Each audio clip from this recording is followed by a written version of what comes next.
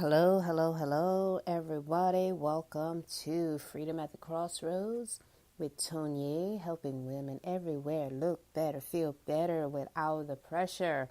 Welcome to another episode in line with our theme of the undomesticated woman for 2019.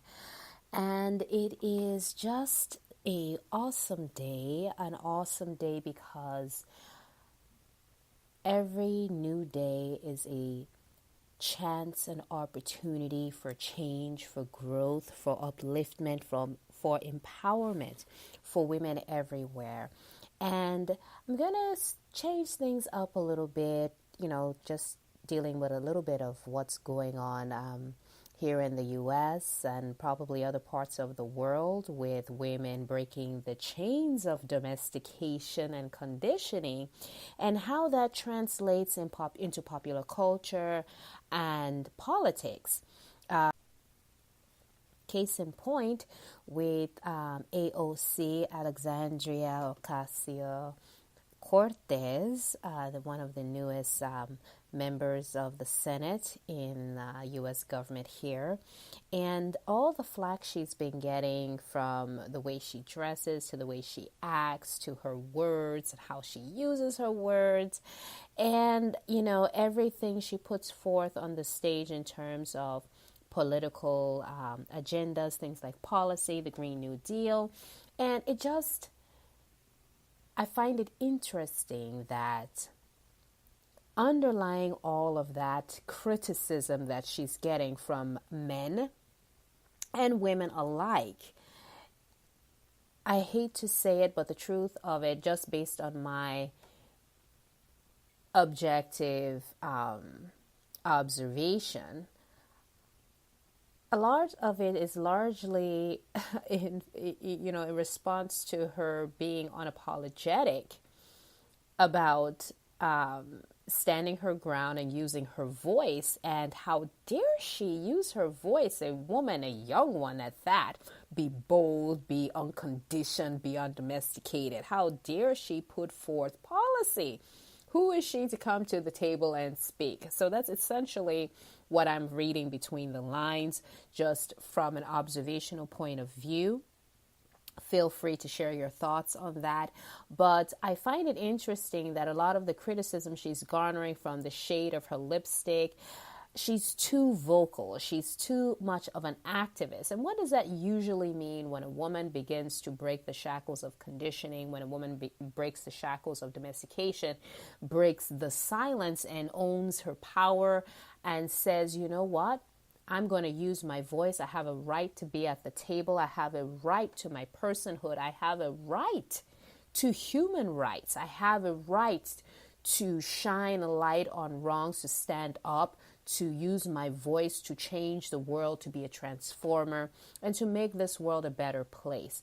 Now, I don't know a lot about her personally, but I do know, just based on what's been put forward in the media about some of her origins, her origin story, so to speak. And my jury is still out in terms of who she is as a person, and what change she can affect politically, in terms of benefits for America and America's society, the general public.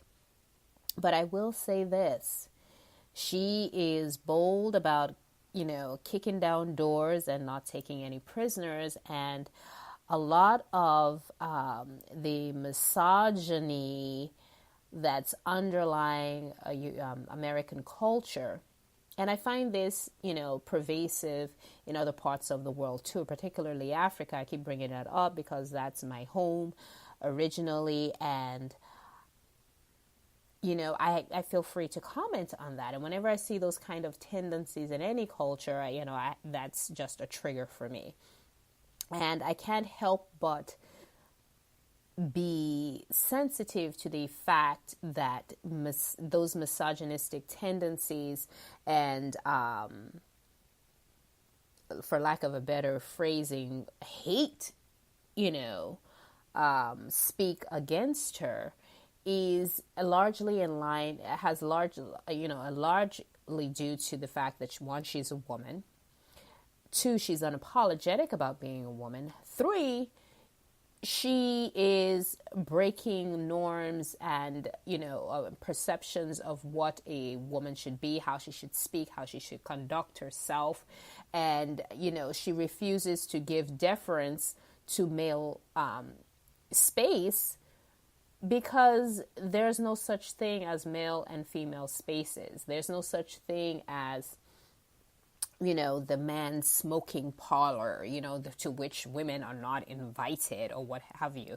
I find it interesting that there are women, older women, some of them, and even in my generation, that are hating on her because she's choosing to be bold, she's choosing to be brave, and she's choosing to be active, to remain in the spirit of activism, to stand up and to break the silence and be unapologetic about doing it. She's not tiptoeing around it. She's not asking for permission to be who she is. And she essentially, and then this is what I have to really applaud and embrace and nod my head to her, because she is a strong proponent of not being a slave to O.P.E, other people's expectations. And that also means what other people try to demand upon you, the places people try to boundaries people try to step over simply because they feel that they are in quote unquote entitled to do so. And so when it comes to, I'm going to bring it back here, when it comes to being an undomesticated woman, to breaking conditioning, to rising up into your power and owning your sacred spaces, particularly as it has to do with self-care, these are some of the things that on this journey you will have to contend with. If you are truly saying, if you're truly willing and saying, hey, enough is enough, I have to break the silence, I'm tired of O.P.E, I'm tired of being tired, overstressed, pulled in several different directions, all of my boundaries torn down and decimated by culture and other people and obligations and things. I've allowed people and things to disempower me. If you are truly tired and say, hey, in 2019, things have to change. In 2019, I'm going to embrace self-love. I'm going to embrace self-care. I'm going to embrace self-awareness and truly, truly embrace who I am, grow, develop myself, and own my personhood. This is something you will have to deal with. And that's why I say that self-care is healthcare, but it's also activism. And it's the realization that as a woman, you are going to hit some walls, and you're going to, at that point, you're going to have to make a decision. You're going to have to get a plan. You're going to have to take action. And you're going to have to, in terms of when I say make a decision, you're going to have to either, you're going to allow that wall to stop you and stunt your growth and end up regressing back into that hamster wheel going nowhere, where your your health and well-being, spiritual, mentally, physically, takes a back seat to O.P.E. Or you can choose to be brave and to be truly embrace the notion of activism as it pertains to your own self-care and self-love and who you are as an individual, as a human being. You have to go forward and break down those walls. And in the process of doing that, you will encounter opposition, because note that human beings typically love it when things are status quo. And there are a lot of things, particularly cultural things, and cultural entities and structure that don't like the notion of discord or any kind of perceived upheaval. Status quo is key, especially when it pertains to those in power and those who have created certain power structures to their benefit, where they reap the benefit of resources, be they financial, be they familial, emotional, or what have you. And especially when it comes to the arena of power. And so you are going to encounter resistance to that. There's no ifs, ands, or buts about that. I shake my head when, I see some of these quote unquote self-care gurus, as they call themselves, because I don't call myself a self-care guru. I consider myself a women's holistic fitness and lifestyle empowerment sister. And my passion, my goal is to help women break the chains, break those barriers, those things that are keeping them bound and constrained to O.P.E, especially as it pertains to their self-care. Because believe it or not, if you are unhealthy, if you are stressed out, torn in several different directions, there is no opportunity, there's no pathway for you to grow as a human being. There's no pathway for true happiness and contentment, and definitely you're not going to be healthy. You're going to age before your time. All those wrinkles and things that pulp culture plays upon, are trigger points as women. All that, the best antidote to anti-aging is self-care. You don't need all the creams and potions and all of that. Cut the drama, cut the O.P.E. Those are some of the key things that will eliminate the need for, all these potions and things and Botox and whatever you want to call it. Those are you won't need any of that. If you truly embrace your power, if you truly become an empowered, undomesticated woman who recognizes her own personhood, who has healthy boundaries, not barriers, who, strictly as much as possible, always in alignment with the universe and with yourself and in flow and in tune with nature and all of those things. There's always a shift and cyclical arrangement of things, and, things, shift and ebb and flow. And when you are truly empowered as a woman, you embrace who you are. You are dedicated to growing yourself emotionally, spiritually, mentally, going after your passion, truly transforming the world through your gifts as you unpack the beauty and the gifts that you have been imbued with from the universe. When you do that on the platform of self-care and freedom from O.P.E, other people's expectations, the world becomes a so much more beautiful place, and place where everyone wants to live and where everyone feels connected and part of something greater. And you can only achieve that by becoming an undomesticated woman, by breaking the bounds of conditioning, because those things, they cripple, they constrain, and they suffocate your gifts, your passions, your health. All of your total being gets sucked into a black hole of nothingness and despair. And, you wonder why we have so many people who have become addicted to drugs, who have become addicted to unhealthy food patterns and eating the wrong foods. We have a lot of unhappy people because they are bound largely by O.P.E. And when you don't address the true root cause of those areas, those things, the lack of self-love, the lack of self-awareness and growth, the lack of self, you don't address those issues, and you start looking for external things to fix what's broken inside. And that's just, paralleling what we do here in, westernized medicine, where we, particularly here in the U.S., where we treat symptoms rather than cause. And you wonder why people are so dependent have such unhealthy dependencies on drugs and certain destructive behaviors. But bringing it on back, sister, bringing it on back. There is light at the end of the tunnel. There is hope. There is, oh my gosh, there's so much beauty and potential awaiting. But you have got to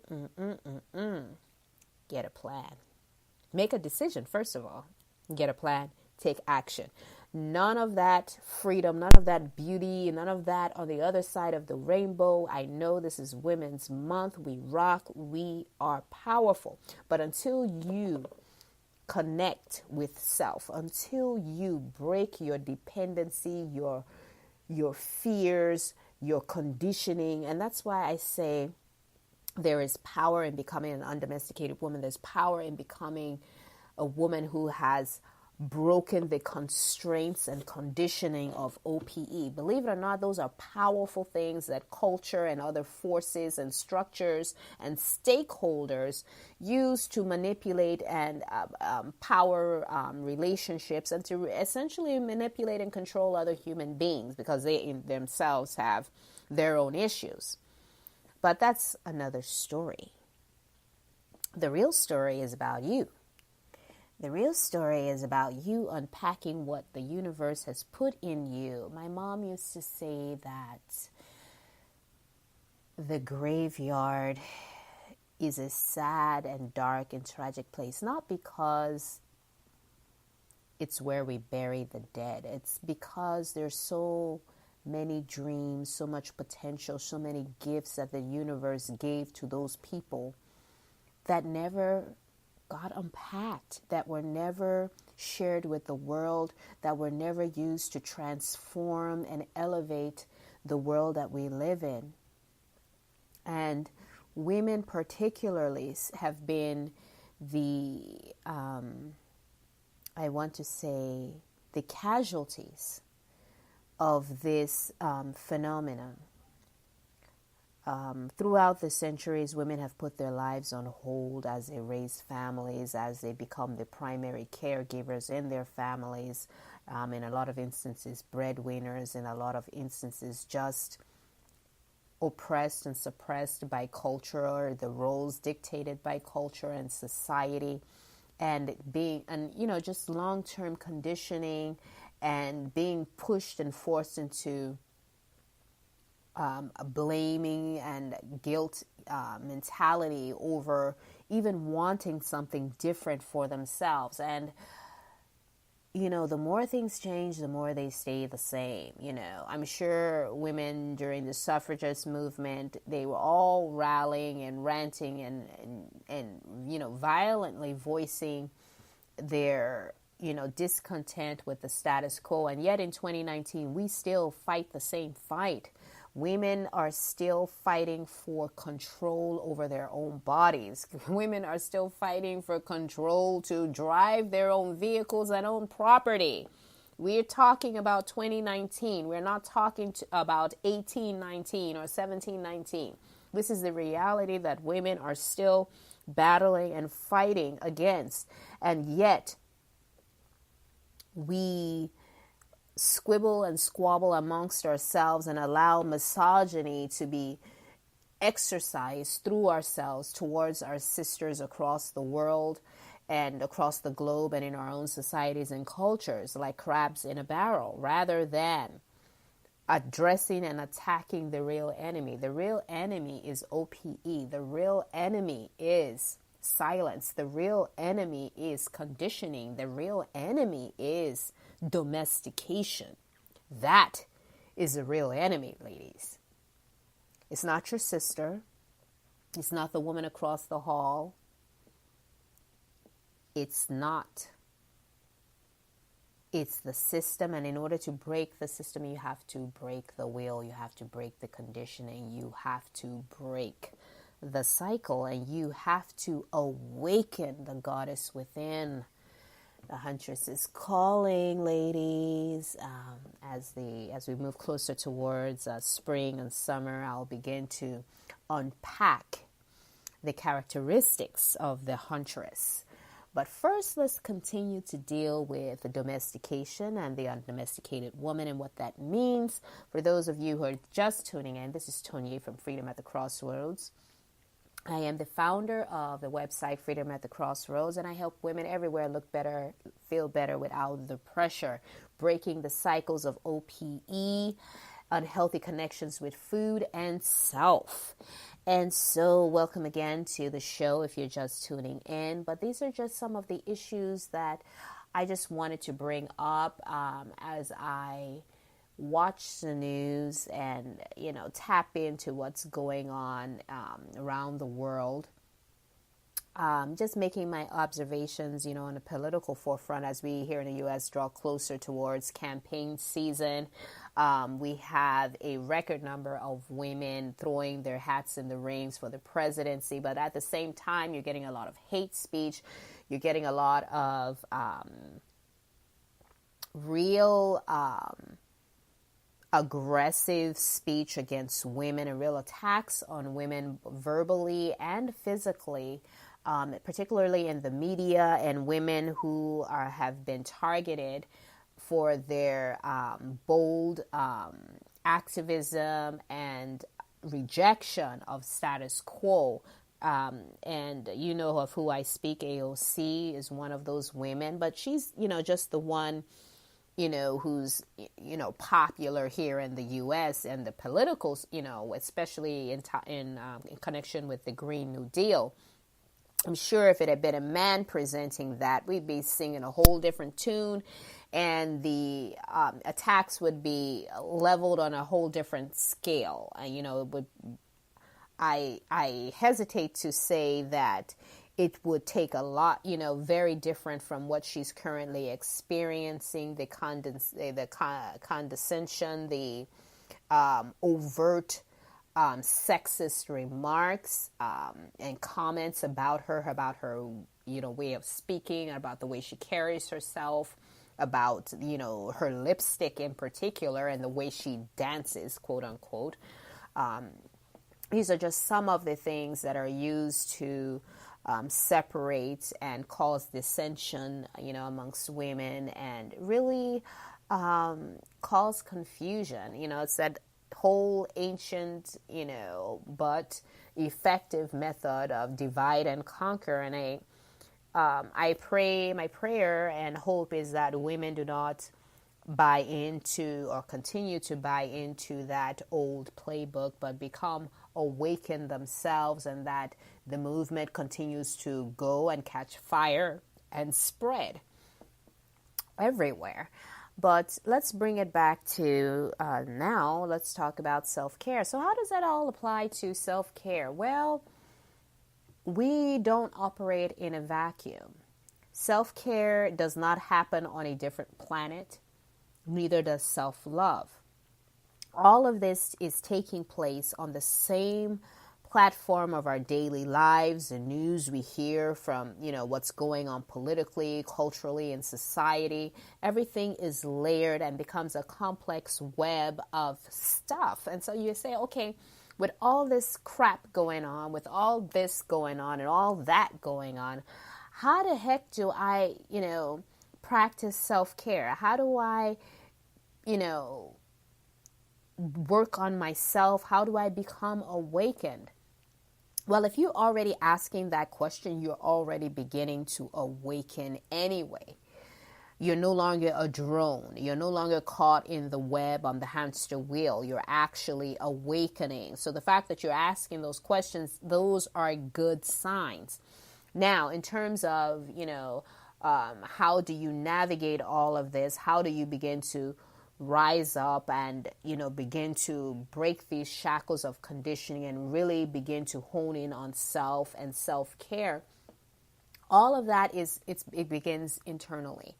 And there's no reason why you need to do, everything needs to take place at once. It's a process. It's a journey. And like I tell all of my clients, self-care is a journey, because it's self-care involves, it's not just about, what happens with the waistline or dress sizes or pant sizes or any of that, or or six-pack abs and, beach bodies. It's so much more than that could ever be. It's about wholeness. It's about awakening, embracing, loving yourself. When you learn to truly love yourself and accept yourself and embrace yourself with all your flaws, with all your edges, it's far easier for you to look at someone else, look outside of yourself, and learn to forgive and love other people and interact with other people in a positive way that spreads light and gives positive vibes and elevates the energy around you. You literally create a positive field around you, like a force field, the more you do the work internally. So it begins with, as I say, it always begins with, you have to make a decision. You've got to get a plan. And ultimately, you've got to take action. And what that means is that when you begin to awaken, you do have a choice. You can choose to go back into that miasma of nothingness and that hamster wheel. As you awaken, you can put yourself back to sleep, just like people who wake up at night and say, hey, they look at the clock and say, hey, it's still too early to get up out of bed, and they go back to sleep. You can make that choice, or you can wake up and elevate and say, too much of life is passing me by. Why am I settling? Why am I not living life to the fullest? Why am I not exploring who I am and sharing who I am and unpacking the gifts that I brought to this earth? I am unique. I am beautiful. I am human. I am spirit. I am a force to be reckoned with, and I will break the silence. I will give voice to that. I will transform the space that I'm in. Oh my gosh. That is such a beautiful thing. And it's such a beautiful thing to behold. It's just like a star being born in the universe, in the galaxy. And I truly believe that when you are able to do that, when you can move beyond the small things, when you begin to awaken, when you begin to break the cycle of O.P.E, you begin to see the possibilities. You begin to say, hey, I'm worth it. My health is worth it. You cannot give. Like I've said, if you've listened to a number of my other podcasts, earlier podcasts, and watched me on my YouTube channel at Freedom at the Crossroads, you cannot give from an empty well.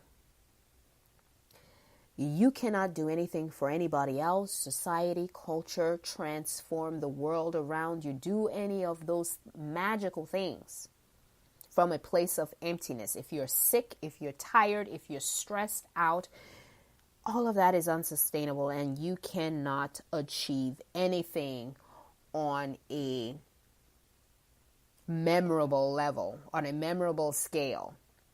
If you truly want to be memorable, if you truly want to have legacy, if you truly want to transform, the only way to do that is to start from within and truly embrace self-care, because self-care is not just about the physical, it's about the mental, it's about the spiritual. This is Tonya from Freedom at the Crossroads, helping women everywhere look better, feel better without the pressure. And yes, I'm leaving you here with a quote-unquote cliffhanger, because we'll take up this conversation on the next episode of The Undomesticated Woman here at Freedom at the Crossroads. Get ready. I'm going to start dropping more hints about the Huntress for the theme of 2019 summer. And that will be rolling through in a couple of months. But right now, we're going to stick with Undomesticated Woman and breaking the cycles of conditioning. Break that wheel, girl. Bye-bye. Till next time.